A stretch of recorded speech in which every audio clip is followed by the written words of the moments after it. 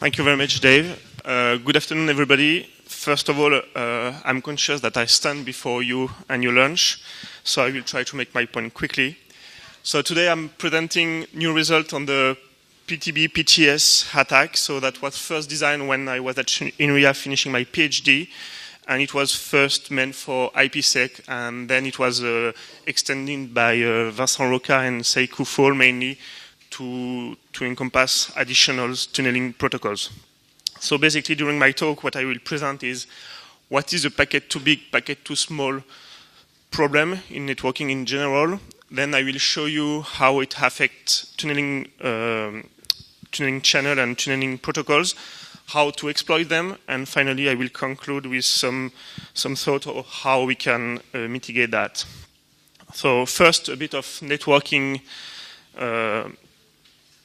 knowledge for those, I suppose most of you have that, but the pure principle of tunneling is basically you just put a packet into another one. And one of the downside of this encapsulation is it means that you had an extra size for the new header, which is usually called outer header H in this slide.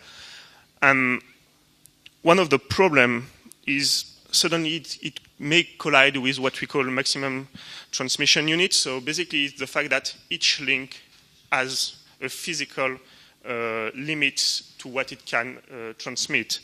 So usually for Ethernet it's 1500 bytes, it can be more, can be less depending on that. So one of the thing introduced by IETF is what is called pass MTU, is basically the minimum MTU of all the links that are along the path between two hosts. And basically what it says is if you have a packet larger than this PMTU, this pass MTU, then you have a problem. So there are two ways of dealing with that problem. Is first, any router that received the packet too big to be transmitted can drop the packet and send back an ISMP error packet, which is called packet too big, back to the first client, the transmitter of the packet, basically explaining that the packet is too big and it's up to the end host to deal with that. And in that case, basically you usually retransmit the packet split in two or more. One of the other solutions, which is feasible only in IPv4, is basically it's up to the router to now fragment the packet. Because it's too big, I will deal with it, I will separate it in smaller packets that I know I can send through the link I'm using. And one of the things, obviously, that IETF has been standardizing is basically the minimum size a link should be able to transmit to be IPv4 or IPv6 compliant. And, well, obviously it grows with IPv6, but this is basically just due to different performance reasons. But if you look more closely at the encapsulation problem is, since you are adding an extra header, if you are already at you have a link with the MTU which is the smallest possible in the sense of IETF RFC as defined, then it means that the packet sent by the host need to be smaller than this minimum. But from a host point of view, there is no reason to get beyond or behind the smallest authorized packet size. So what we have done is basically we just look at, okay, we are using an IPsec gateway in tunnel mode, and basically we have a host sending a packet. So what's happening if actually we are using one of the smallest links possible as defined by IPv4? Well, basically the gateway is just responding to the host that, no, I can't transmit this packet, it's too big. And the gateway knows exactly what it is doing, so it knows exactly the extra room it needs for its header.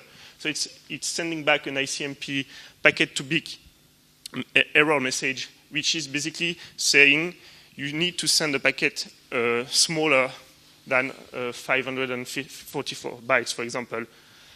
But the problem is, on the host side, there is no reason why I should get beyond the limit, because that's how basically I should be able to send a packet to the link. And actually, it's kind of in between. Basically, the host is going to basically reply with a packet which is slightly smaller than the minimum MTU, but still larger what can be sent. And this is mainly because of implementation reason. So somebody just decided, well, 552 for Debian is the limit I am going to take. I won't go any behind that.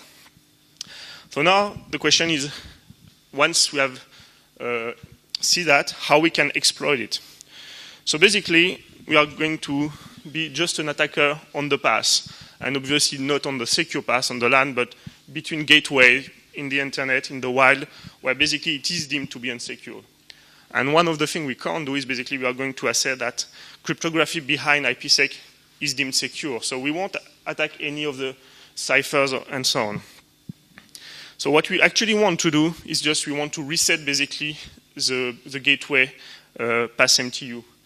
And actually it's not that hard to do, because basically once you have eavesdrop a packet, which is quite easy through either an infested router, or you can even do that on Wi-Fi. I mean, somebody is using airport Wi-Fi, open Wi-Fi to connect to his company VPN. You can easily do that using the Wi-Fi. And what we want to do is basically forge the correct ICMP packet too big message and send it back to the gateway. And, well, IPsec stands for IP security. So it's secure. So actually what it's doing is when you send back an ICMP packet, it checks that it's a legitimate one. And how it does that is basically it's checking at the payload of the ICMP packet, and if the payload contains a genuine encrypted, at least the start of an encrypted packet, then it's deemed to be trusted. So it's quite easy. Once you have eavesdrop, you forge a right ICMP message, and then you send it back to the gateway. And with a single packet, you can actually completely block the gateway and make it think that the actual MTU along the path is less than what it is. So let's give it an example. So we are using an IPsec gateway, which we use the default Debian configuration. And this is an example with a Linux client using the traditional IPv4 mechanisms. So first, you send any IP packet that is going to be encrypted by the gateway. And then, as I said before, the attacker just have to take that packet, forge the ICMP packet too big error message, send it back with the appropriate payload. And what you're actually doing is basically you are putting into the database of the IPsec gateway the fact that for this tunnel, now the MTU has to be the minimum one. And when, after that, a user is just sending a bigger message that what can be sent, it's just replying, no, you need to shrink it or to fragment it to 514, for example. But, as I said earlier in the presentation of the problem, this is not what is doing the end user device, because it should be able to send the minimum MTU. So fortunately, IETF think of this kind of problem, obviously, since it has been around for 25 years, something like that, for IPv4. So they get another pass MTU discovery mechanism. So the first one, which I implicitly presented, is based on this ICMP error message. Basically, you send a packet. If it's too big, you get a response saying your packet is too big, cut it in half, or send a smaller packet with the actual size that is allowed. So one of the newly introduced pass MTU discovery mechanism is called packetization layer, PMTUD. And basically, it's based on the fact that nowadays more and more protocol are using acknowledgement, especially, for example, traditional one like TCP. So basically, the idea is, well, if I send a packet and I get an acknowledgement from the remote server or the receiver, it means that this actual size is working for my pass. And because of the implementation of this new discovery mechanism, basically you can shrink it down to less than the actual MTU, because it's implemented in TCP. It's not looking at IP, and it's not necessarily using this the correct value. So now the next question is, okay, now if we enable the PMTUD on the client, how is this working now? Well, our attacker is still going to eavesdrop a packet, and basically send it back to the gateway in the right ICMP error packet. So we are still resetting the pass MTU at the IPsec gateway level. And now what is happening is actually interesting. So the end user device is going to actually send 2 packets from the original first ones, which is not drawn here, but so a bigger packet that can go through the tunnel, and a smaller one. And one of the interesting things is obviously the first one is not going to be sent by the IPsec gateway, but the second one is going to be sent because it's actually a size that can work with the reset we've done. Obviously, on the remote side, you receive the second packet without the first one, so you are going to wait for the first one to arrive, which is actually not going to arrive until you time out 5 times. At which point in time, PLPMD is going to say, okay, I'm sending 2 big packets, I'm going to get back to the smallest side that I can. And because it's TCP-based, it will be based on something called MSS, message segment size. So this is the underlying, so in that case, so in the first case, it was a pure denial of service attack where basically you can't do anything after that. When you are using PLPMTD on the client side, suddenly it's no more a DOS, but you have first the timeout to wait for, and secondly, you have major performance issue because suddenly you are going to use very small packets. So what we have done is, so this was the basic work, and now we have extended that. So we have done that with now UDP traffic to see how it goes, because obviously we can't have PLPMTD with UDP. We have worked on IPv6, and we tried what's for Windows and other basically clients, and also the IP-IP tunneling protocol. So these are the results basically we've got. So for the Ubuntu clients, so mainly the 2 main results are basically if you use regular PMTUD with IPv4 or IPv6, you just get the denial of service with that attack. So this is a kind of default configuration everybody has on Ubuntu, for example. And the other major one is, so we have a lot of performance impact using very small packets as opposed to the actual link, what can the link carry.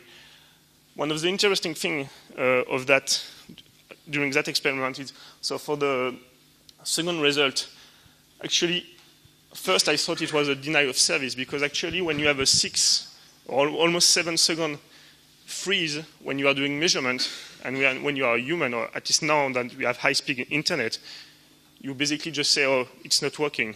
So one day, thanks probably to Cedric, I was going to lunch and I just basically launched one of my tests and I went to lunch. And whilst the other time I was just saying, okay, it's not working, like after 3 or 5 seconds, it's a denial of service. When I get back, I say, oh, actually, it's working. And so just to highlight the fact that now, this kind of initial freeze from a user point of view is actually, you think it's not working at all.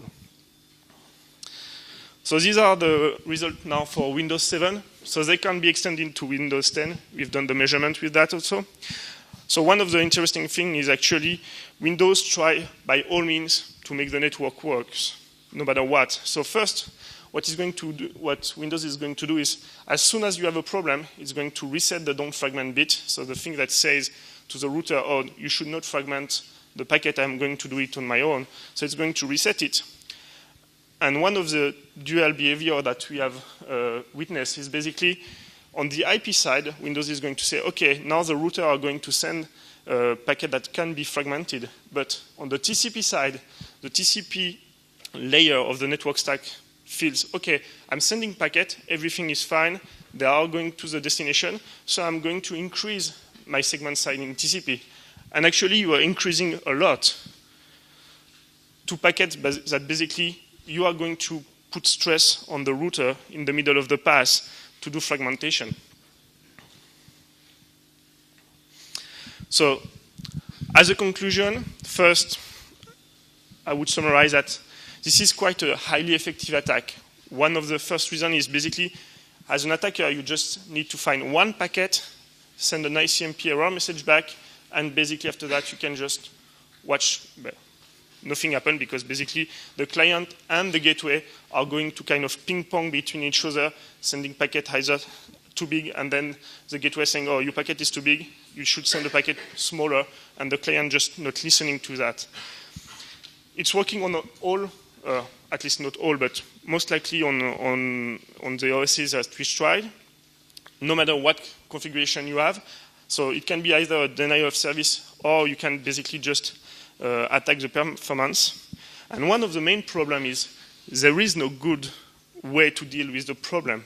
Especially, so we try to, so the highlighted problem that we have is basically tunnel and limit pass MTU value are basically colliding in a way that is not standardized. And one of the reasons why it's not standardized, it's not a trivial problem, because everybody can say, oh, on the client side, I should be able to send that value, but on the gateway side, it's actually, well, I need to add my new header, so how do I deal with that? And the second problem that is highlighted with that work is basically how can we trust an ICMP error message getting back from an untrusted network. And even though IPsec has sanity check to say, okay, is this just a blind attack on my tunnel? No, it's not a blind attack. It's coming from a payload that I have sent and that I can check using the actual cipher, decipher, and check if it's correct. But it can be very easily bypassed. So some countermeasures that are proposed. So the first one is proposed by Cisco, which is quite simple. Ignore the don't fragment bit. So basically, ignore what has been standardized. Yeah, okay, but if you have standard, it's mainly to follow them, right? The second one is basically we can say, okay, on the gateway side, we are just going to ignore everything coming from the untrusted network. But if we have ICMP, it's for a very good reason. And if you have an error message coming back from that, it's for a good reason. And most of the problem is if you do that, you let the client do something like the packetization layer, pass MTU discovery. But the problem is it's not working with everything. So you can't have that working with UDP, for example. So we are basically proposing two countermeasures to be developed. So the first one is basically we may work on the standard sides to basically add a new way for a gateway to say, okay, I'm going to introduce a new header. So this is a genuine request from the gateway to the client saying, oh, you should actually get smaller because I am a gateway. But the problem is some gateways are just invisible to the user. And they want to stick to that, especially because autonomous systems are encapsulating traffic within their scope. So the second one is actually working on the gateway implementation side. What we can do is basically have between two gateways, so inside the tunnel, the two gateways working together to actually assess the correct pass MTU based on a packetization layer pass MTU mechanism in the same way. So basically it's just a probing scheme where basically you send some probes, you make them as large as possible, and basically when you hit a limit you say, okay, this is actually what I can send inside my tunnel, and this would basically just nullify this attack because you don't rely anymore on ICMP packet too big messages. It had some constraint or some stress to the network because you are sending more packets, but as your traffic is going, once you have established the actual size, especially nowadays in internet, so it's not the same for like wireless sensor network and so on, but for connection like internet-wide, your path is not changing a lot nowadays. So this is an actual, seems like a good implementation. So, thank you very much for your time.